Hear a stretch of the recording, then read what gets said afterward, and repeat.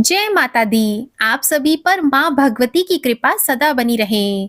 गुप्त नवरात्रि के तीसरे दिन माँ षोडशी अर्थात माँ त्रिपुर सुंदरी की पूजा करने का नियम होता है। अगर कोई भी भक्त सच्चे मन से माँ त्रिपुर सुंदरी की पूजा करता है तो उसके जीवन की सभी कष्ट और समस्याएं दूर हो जाती हैं। ऐसे भक्त को सुख और समृद्धि की प्राप्ति होती है।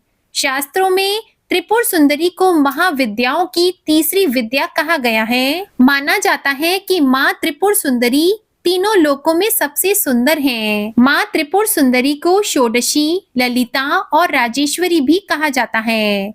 शास्त्रों में माँ त्रिपुर सुंदरी को माँ पार्वती का प्रतिनिधित्व करने वाली देवी बताया गया है। इसलिए माँ त्रिपुर सुंदरी को तांत्रिक पार्वती भी कहा जाता है। माँ त्रिपुर सुंदरी 16 वर्ष की कन्या के रूप में दिखाई देती है। शास्त्रों में वर्णन मिलता है कि माँ त्रिपुर सुंदरी अर्थात माँ षोडशी का रंग सुनहरा लाल होता है। माँ दुर्गा के समस्त रूपों में से एक रूप जगत प्रसिद्ध देवी त्रिपुर सुंदरी का है। माँ त्रिपुर सुंदरी तीनों लोकों में सबसे सुंदर और सभी कर्मों का बहुत ही जल्दी फल प्रदान करने वाली देवी है।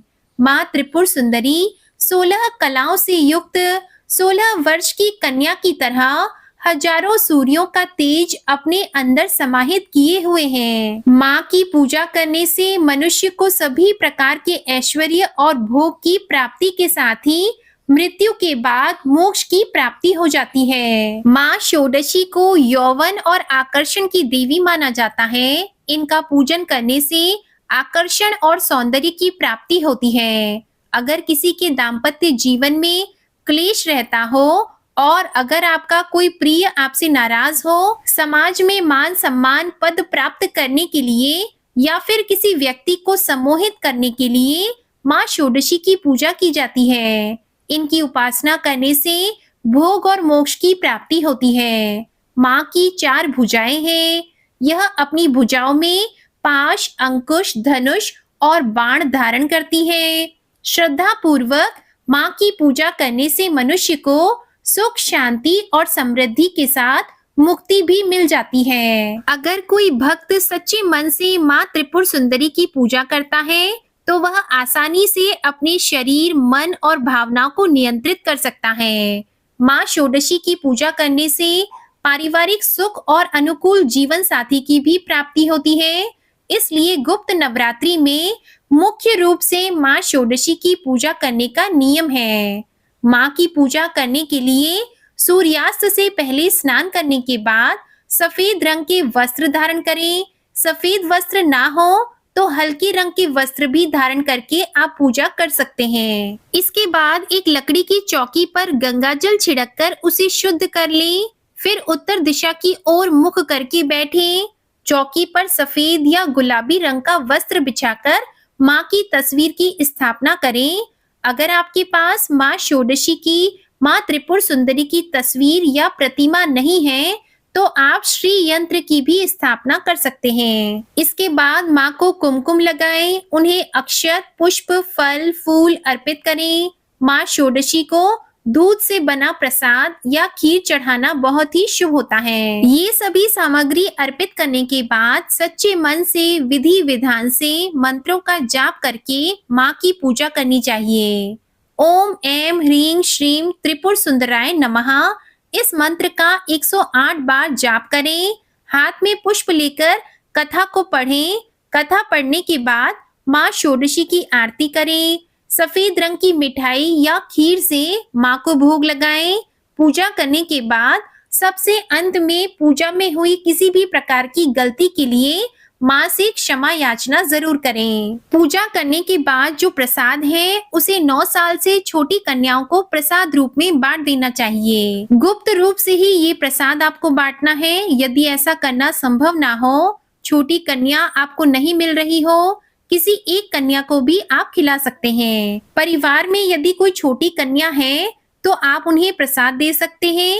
अगर ऐसा भी संभव ना हो तो आप इस प्रसाद को गौ माता को भी खिला सकते हैं। पौराणिक कथा के अनुसार जब भगवान शिव ने क्रोध के कारण कामदेव को अपना तीसरा नेत्र खोलकर भस्म कर दिया था, उस समय भगवान शिव के गणों ने उस भस्म को समेटकर उसे गीला करके एक सुंदर पुतला बनाया और भगवान शिव से कहा कि हे प्रभु, इस पुतले में प्राण प्रतिष्ठा कर दीजिए।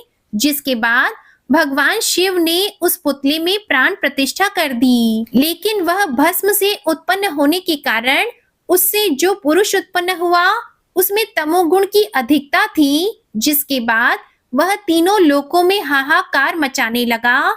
उसने देवराज इंद्र के ही समान दूसरे स्वर्ग का निर्माण किया और फिर स्वर्ग लोक पर भी आक्रमण कर दिया। जिसके बाद देवराज इंद्र देवर्षि नारद के पास गए। उपाय के रूप में नारद जी ने उन्हें आद्य शक्ति की विधिवत रक्त और मांस से पूजा करने के लिए कहा। देवराज इंद्र ने ऐसा ही किया, जिसके बाद देवी षोडशी का जन्म हुआ और फिर त्रिपुर सुंदरी अर्थात माँ षोडशी ने उस असुर का वध करके देवताओं को स्वर्ग लोक की वापस प्राप्ति कराई। गुप्त नवरात्रि के तीसरे दिन माँ भगवती के तीसरे स्वरूप माँ चंद्रघंटा की पूजा का भी विधान है। अब जानिए माँ चंद्रघंटा की पूजा विधि और कथा के बारे में। देवी भागवत पुराण के अनुसार माँ भगवती का यह स्वरूप परम शांतिदायक और परम कल्याणकारी है। माँ के मस्तक पर घंटे के आकार का अर्ध चंद्र है, इसी कारण देवी का नाम चंद्रघंटा पड़ा। इनके शरीर का रंग स्वर्ण के समान चमकीला और देवी का वाहन सिंह है। देवी की 10 भुजाएं हैं, जिनमें यह कमल, धनुष, बाण, खड़ग, कमंडल, तलवार, त्रिशूल और गदा आदि जैसे अस्त्र और शस्त्र धारण करती हैं। माँ चंद्रघंटा के कंठ में सफेद पुष्प की माला और शीश पर रत्न जटित मुकुट विराजमान है। माँ चंद्रघंटा हमेशा युद्ध की मुद्रा में विराजमान रहती है।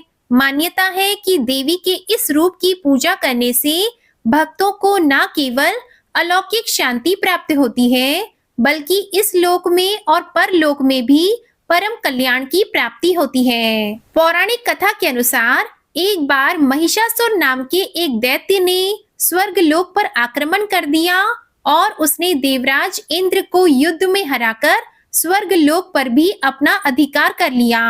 युद्ध में हारने के बाद सभी देवता इस समस्या के निवारण के लिए त्रिदेवों यानी श्री ब्रह्मा, विष्णु और महेश के पास गए। वहां जाकर देवताओं ने त्रिदेव से कहा कि महिषासुर ने इंद्र, चंद्र, सूर्य, वायु और अन्य देवताओं के सभी अधिकार छीन लिए हैं और उन्हें बंदी बनाकर स्वर्ग लोक पर अपना अधिकार कर लिया है। महिषासुर के अत्याचार के कारण देवताओं को अब धरती पर निवास करना पड़ रहा है। देवताओं की यह बात सुनकर त्रिदेवों को अत्यधिक क्रोध आ गया और उनके मुख से एक ऊर्जा उत्पन्न हुई। इसके बाद यह ऊर्जा 10 दिशाओं में जाकर व्याप्त हो गई। उसी समय वहां पर देवी चंद्रघंटा ने अवतार लिया। भगवान शिव ने उन देवी को अपना त्रिशूल, भगवान श्री विष्णु ने चक्र दिया। इसी तरह अन्य देवताओं ने भी माँ चंद्रघंटा को अस्त्र शस्त्र प्रदान किए। देवराज इंद्र ने माँ को अपना वज्र और घंटा प्रदान किया। सूर्य देव ने माँ को अपना दिव्य तेज और तलवार दिए। इसके बाद देवी चंद्रघंटा को सवारी के लिए शेर भी दिया गया। अब माँ चंद्रघंटा अस्त्र शस्त्रों से सुसज्जित होकर महिषासुर से युद्ध करने के लिए निकल पड़ी। माँ चंद्रघंटा का रूप इतना विशालकाय था कि उनके इस स्वरूप को देखकर महिषासुर अत्यंत डर गया। महिषासुर ने अपने असुरों को माँ चंद्रघंटा पर आक्रमण करने के लिए कहा। सभी असुर देवी से युद्ध करने के लिए मैदान में उतर गए। माँ चंद्रघंटा के मस्तक पर विराजमान घंटे की टंकार से जाने कितने ही असुर मूर्छित हो गए, कितने ही भयभीत होकर भाग गए और न जाने कितने ही असुर सुनने की शक्ति खो बैठे। और तब माँ चंद्रघंटा ने देखते ही देखते उन सभी असुरों का संहार कर दिया। महिषासुर अपनी पूरी ताकत के साथ देवी के साथ युद्ध करता रहा और अंत में देवी ने महिषासुर का भी वध कर दिया। यह देखकर देवतागण अत्यंत प्रसन्न हो गए और उन्होंने आकाश से देवी पर पुष्पों की वर्षा की। आकाश में दुंदुभियां बज उठी और इस प्रकार चारों ओर शांति ही शांति छा गई। इस तरह देवी चंद्रघंटा ने देवताओं की रक्षा कर उन्हें स्वर्ग लोक की प्राप्ति कराई। प्रेम से बोलिए माँ चंद्रघंटा की जय। अब सुनिए श्री महिषासुर मर्दिनी स्तोत्र का हिंदी अनुवाद। हे हिमालय राज की कन्या, विश्व को आनंद देने वाली, नंदी गणों के द्वारा नमस्कृत, गिरिवर विंध्याचल के शिखर पर निवास करने वाली, भगवान विष्णु को प्रसन्न करने वाली, इंद्रदेव के द्वारा नमस्कृत, भगवान नीलकंठ की पत्नी, विश्व में विशाल कुटुंब वाली और विश्व को संपन्नता देने वाली, हे महिषासुर का मर्दन करने वाली भगवती, अपने बालों की लता से आकर्षित करने वाली पर्वत की पुत्री, आपकी जय हो जय हो जय हो। देवों को वरदान देने वाली, दुर्धर और दुर्मुख असुरों को मारने वाली और स्वयं में ही प्रसन्न रहने वाली, तीनों लोकों का पोषण करने वाली, शंकर को संतुष्ट करने वाली, पापों को हरने वाली और घोर गर्जना करने वाली, दानवों पर क्रोध करने वाली, अहंकारियों के घमंड को सुखा देने वाली, समुद्र की पुत्री, हे महिषासुर का मर्दन करने वाली, अपने बालों की लता से आकर्षित करने वाली पर्वत की पुत्री, आपकी जय हो जय हो जय हो। हे जगत माता, मेरी माँ, प्रेम से कदम्ब के वन में वास करने वाली, हास्य भाव में रहने वाली, हिमालय के शिखर पर स्थित, अपने भवन में विराजित, मधु की तरह मधुर, मधु कैटब का मद नष्ट करने वाली, महिष को विदीर्ण करने वाली, सदा युद्ध में लिप्त रहने वाली, हे महिषासुर का मर्दन करने वाली, अपने बालों की लता से आकर्षित करने वाली पर्वत की पुत्री, आपकी जय हो जय हो जय हो। शत्रुओं के हाथियों की सूंड काटने वाली और उनके 100 टुकड़े करने वाली, जिनका सिंह शत्रुओं के हाथियों के सर अलग अलग टुकड़े कर देता है, अपनी भुजाओं के अस्त्रों से चंड और मुंड के शीश काटने वाली, हे महिषासुर का मर्दन करने वाली, अपने बालों की लता से आकर्षित करने वाली पर्वत की पुत्री, आपकी जय हो जय हो जय हो। रण में मदोन्मत्त शत्रुओं का वध करने वाली, अजर अविनाशी शक्तियां धारण करने वाली, प्रमथनाथ शिव की चतुराई जानकर उन्हें अपना दूत बनाने वाली, दुर्मति और बुरे विचार वाले दानव के दूत के प्रस्ताव का अंत करने वाली, हे महिषासुर का मर्दन करने वाली, अपने बालों की लता से आकर्षित करने वाली पर्वत की पुत्री, आपकी जय हो जय हो जय हो। शरणागत शत्रुओं की पत्नियों के आग्रह पर उन्हें अभय दान देने वाली, तीनों लोकों को पीड़ित करने वाले, दैत्यों पर प्रहार करने योग्य त्रिशूल धारण करने वाली, देवताओं की दुंदुभी से दुमी दुमी की ध्वनि को सभी दिशाओं में व्याप्त करने वाली, हे महिषासुर का मर्दन करने वाली, अपने बालों की लता से आकर्षित करने वाली पर्वत की पुत्री, आपकी जय हो जय हो जय हो। मात्र अपनी हुंकार से धूम्रलोचन राक्षस को धुएं के समान भस्म करने वाली, युद्ध में कुपित रक्त बीज के रक्त से उत्पन्न अन्य रक्त बीजों का रक्त पीने वाली, शुंभ और निशुंभ दैत्यों की बलि से शिव और भूत प्रेतों को तृप्त करने वाली, हे महिषासुर का मर्दन करने वाली, अपने बालों की लता से आकर्षित करने वाली पर्वत की पुत्री, आपकी जय हो जय हो जय हो।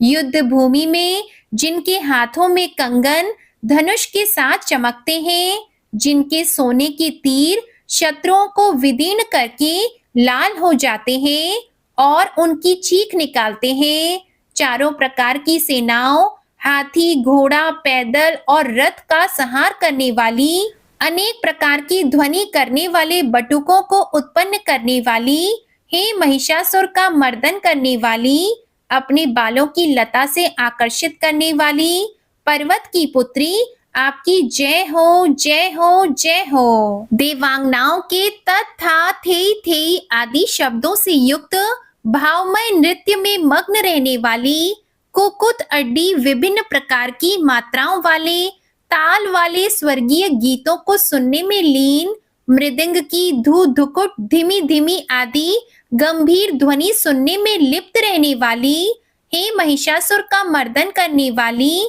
अपने बालों की लता से आकर्षित करने वाली पर्वत की पुत्री, आपकी जय हो, जय हो, जय हो। जय जयकार करने और स्तुति करने वाले समस्त विश्व के द्वारा नमस्कृत, अपने नुपुर के झन झन और झिमझिम शब्दों से भूतपति महादेव को मोहित करने वाली, नटी नटों के नायक अर्धनारीश्वर के नृत्य से सुशोभित नाट्य में तल्लीन रहने वाली, हे महिषासुर का मर्दन करने वाली, अपने बालों की लता से आकर्षित करने वाली पर्वत की पुत्री, आपकी जय हो, जय हो, जय हो।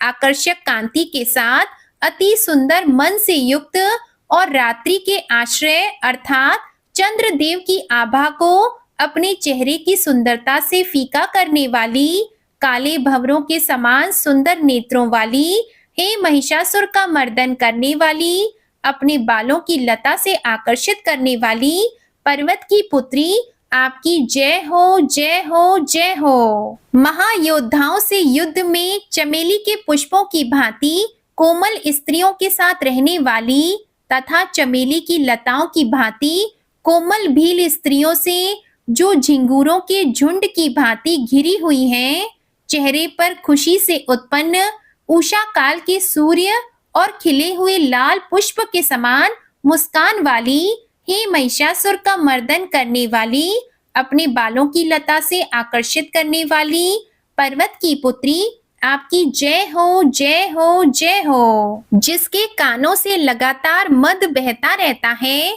उस हाथी के समान उत्तेजित, हे गजेश्वरी, तीनों लोकों के आभूषण रूप सौंदर्य शक्ति और कलाओं से सुशोभित, हे राजपुत्री, सुंदर मुस्कान वाली स्त्रियों को पाने के लिए मन में मोह उत्पन्न करने वाली कामदेव की पुत्री के समान, हे महिषासुर का मर्दन करने वाली, अपने बालों की लता से आकर्षित करने वाली पर्वत की पुत्री, आपकी जय हो, जय हो, जय हो। जिनका कमल दल पंखुड़ी के समान कोमल स्वच्छ और कांति से युक्त मस्तक है, हंसों के समान जिनकी चाल है, जिनसे सभी कलाओं का उद्भव हुआ है, जिनके बालों में भंवरों से घिरे कुमुदनी के फूल और बकुल पुष्प सुशोभित हैं, उन महिषासुर का मर्दन करने वाली, अपने बालों की लता से आकर्षित करने वाली पर्वत की पुत्री, आपकी जय हो, जय हो, जय हो। जिनके हाथों की मुरली से बहने वाली ध्वनि से कोयल की आवाज भी लज्जित हो जाती है, जो खिले हुए फूलों से रंगीन पर्वतों से विचरती हुई पुलिंद जनजाति की स्त्रियों के साथ मनोहर गीत जाती है, जो सद्गुणों से संपान शबरी जाति की स्त्रियों के साथ खेलती हैं, उन महिषासुर का मर्दन करने वाली, अपने बालों की लता से आकर्षित करने वाली पर्वत की पुत्री, आपकी जय हो, जय हो, जय हो। जिनकी चमक से चंद्रमा की रोशनी फीकी पड़ जाए, ऐसे सुंदर रेशम के वस्त्रों से जिनकी कमर सुशोभित है, देवताओं और असुरों के सर झुकने पर उनके मुकुट की मणियों से जिनके पैरों के नाखून चंद्रमा की भांति दमकते हैं, और जैसे सोने के पर्वतों पर विजय पाकर कोई हाथी मदोन्मत्त होता है, वैसे ही देवी के उरोज कलश की भांति प्रतीत होते हैं। ऐसी हे महिषासुर का मर्दन करने वाली, अपने बालों की लता से आकर्षित करने वाली पर्वत की पुत्री, आपकी जय हो, जय हो, जय हो। सहस्त्रों दैत्यों के सहस्त्रों हाथों से सहस्त्रों युद्ध जीतने वाली और सहस्त्रों हाथों से पूजित सुर तारक उत्पन्न करने वाली, उसका तारकासुर के साथ युद्ध कराने वाली, राजा सुरत और समाधि नामक वैश्य की भक्ति से समान रूप से संतुष्ट रहने वाली, हे महिषासुर का मर्दन करने वाली, बालों की लता से आकर्षित करने वाली पर्वत की पुत्री, आपकी जय हो, जय हो, जय हो। जो भी आपके दयामय पद कमलों की सेवा करता है, हे कमला, हे लक्ष्मी, वह व्यक्ति कमल निवास यानी धनी कैसे न बने। हे शिवे, आपके पद कमल ही परम पद हैं, उनका ध्यान करने पर भी परम पद कैसे नहीं पाऊंगा। हे महिषासुर का मर्दन करने वाली, बालों की लता से आकर्षित करने वाली पर्वत की पुत्री, आपकी जय हो, जय हो, जय हो। सोने के समान चमकते हुए नदी के जल से जो आपके रंग भवन में छिड़काव करेगा, वो शची अर्थात इंद्राणी के वक्ष से आलिंगित होने वाले इंद्र के समान सुखानुभूति क्यों ना पाएगा। हे वाणी, हे महासरस्वती, आप में मांगल्य का निवास है, मैं आपके चरण में शरण लेता हूँ। हे महिषासुर का मर्दन करने वाली, बालों की लता से आकर्षित करने वाली पर्वत की पुत्री, आपकी जय हो, जय हो, जय हो। आपका निर्मल चंद्र समान मुख चंद्रमा का निवास है, जो सभी अशुद्धियों को दूर कर देता है। नहीं तो क्यों मेरा मन इंद्रपुरी की सुंदर स्त्रियों से विमुख हो गया है। मेरे मत के अनुसार आपकी कृपा के बिना शिव नाम के धन की प्राप्ति कैसे संभव हो सकती है। हे महिषासुर का मर्दन करने वाली, बालों की लता से आकर्षित करने वाली पर्वत की पुत्री, आपकी जय हो, जय हो, जय हो। हे दीनों पर दया करने वाली उमा, मुझ पर भी दया कर ही दो। हे जगत जननी, जैसे आप दया की वर्षा करती हो, वैसे ही तीरों की वर्षा भी करती हो। इसलिए इस समय जैसा आपको उचित लगे वैसा करो, मेरे पाप और ताप दूर करो। हे महिषासुर का मर्दन करने वाली, बालों की लता से आकर्षित करने वाली पर्वत की पुत्री, आपकी जय हो, जय हो, जय हो। आज की ये वीडियो पसंद आए तो इस वीडियो को लाइक करके चैनल जरूर सब्सक्राइब कीजिएगा और गुप्त नवरात्रि के पहले और दूसरे दिन की कथा भी आप हमारे चैनल पर जरूर सुनिएगा। प्रेम से बोलिए जय माता दी।